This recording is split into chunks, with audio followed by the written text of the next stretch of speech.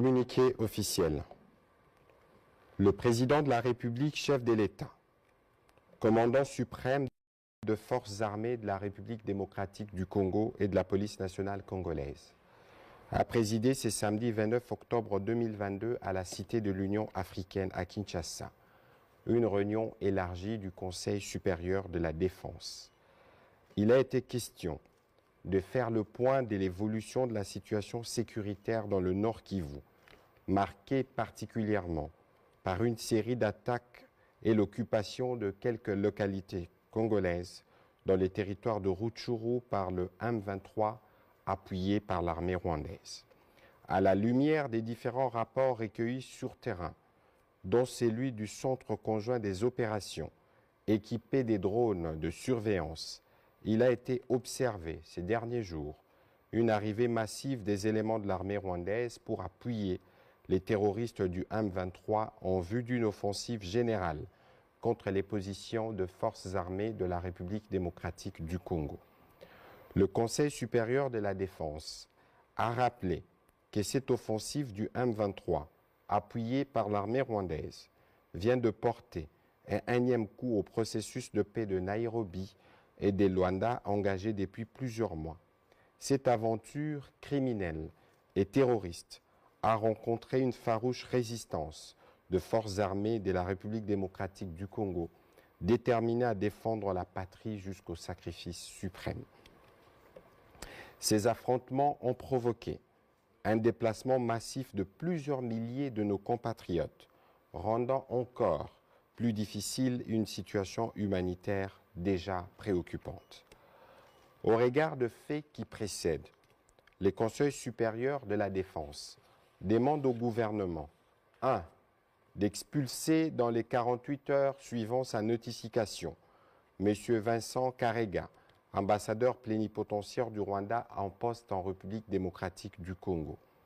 Et ce, en raison d'une part de la persistance de son pays à agresser la RDC et à appuyer les mouvements terroristes du M23 qu'il instrumentalise à cette fin, et d'autre part du mépris teinté d'arrogance des autorités rwandaises vis-à-vis tant du processus de Nairobi et de Luanda que des recommandations de la communauté internationale, plus précisément des Nations Unies, de l'Union africaine, de la Communauté de l'Afrique de l'Est, de la SADC et des partenaires multilatéraux, exigeant unanimement la cessation des activités terroristes du M23 et de tout appui extérieur à lui, son retrait sans délai ni condition des localités congolaises occupées et les retours immédiats des populations déplacées. 2. D'envoyer en toute urgence une mission humanitaire pour porter une assistance à nos populations déplacées à la suite de ces attaques. 3. De prendre de nouvelles mesures supplémentaires de restriction d'accès au territoire congolais à l'encontre du Rwanda. 4. D'accroître la force de frappe des forces armées et de sécurité. 5. De réaffirmer la volonté de la République démocratique du Congo de rester engagée dans les processus de paix de Nairobi et de Luanda en vue de restaurer durablement la paix, la sécurité et la stabilité dans la région des Grands Lacs. En ces moments particuliers où l'unité nationale est menacée, le Conseil supérieur de la défense a félicité les forces de défense et de sécurité de la République démocratique du Congo pour leur bravoure et leur détermination à défendre l'intégrité territoriale de notre pays, à protéger les populations ainsi que les institutions de la République. Il les exhorte à poursuivre leur noble mission. En vue de préserver l'unité nationale, le Conseil supérieur de la défense a rappelé la recommandation du président de la République, chef de l'État, celle de s'abstenir de tout type de discours, actes de violence ou des stigmatisations contre les communautés rwandophones pour ne pas prêter les flancs à l'ennemi. Il a encouragé les services de sécurité à veiller à la stricte observance de cette recommandation. Enfin, le Conseil supérieur de la défense remercie le peuple congolais pour l'élan de solidarité et de patriotisme manifesté à l'endroit de nos forces armées et de nos populations touchées par cette agression. Il a annoncé que le président de la République, chef de l'État, s'adressera à la nation dans les prochains jours. Fait à Kinshasa le 29 octobre 2022 pour les Conseils supérieurs de la défense élargis. Patrick Muyaya, ministre de la Communication et des Médias, porte-parole du gouvernement. Je vous remercie.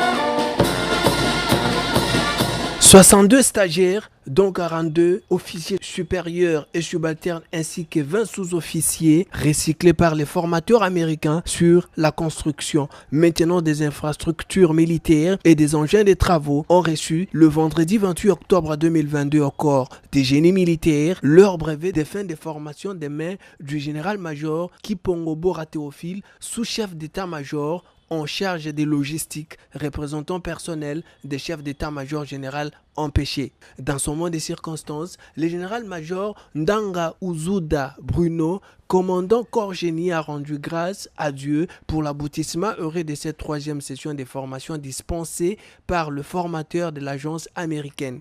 Il a également rendu hommage au président de la République et commandant suprême des forces armées de la République démocratique du Congo pour sa diplomatie agissante dans la redynamisation de la coopération entre les États-Unis d'Amérique et la République démocratique du Congo.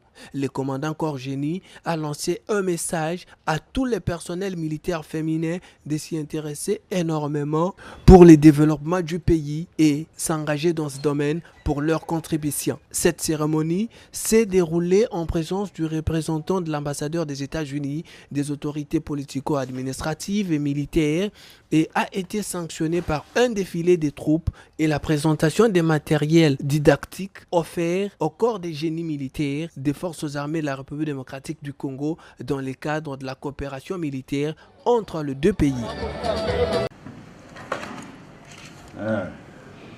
Le général Lukukwila Marcel, élevé au grade du général-major, est nommé par le président de la République comme secrétaire général à la Défense, a repris son poste ce vendredi 28 octobre 2022. C'était à l'issue de la cérémonie de remise et reprise avec son prédécesseur, le lieutenant-général Kahumbu Yankole Isidore, admis à la retraite. Cette cérémonie s'est déroulée au secrétariat général à la Défense, en présence du directeur du cabinet du ministre de la Défense nationale, le général-major Mbiato Konzoli Aimé, représentant Son Excellence Gilbert Kabanda Kourenga d'Assomo. Le général Lukukwila a demandé à ses collaborateurs de se serrer les coudes pour un travail consensueux et objectif. Il a également exprimé son sentiment de fierté de remplacer à ses postes son confrère avec qui ils ont partagé des moments dans leur carrière.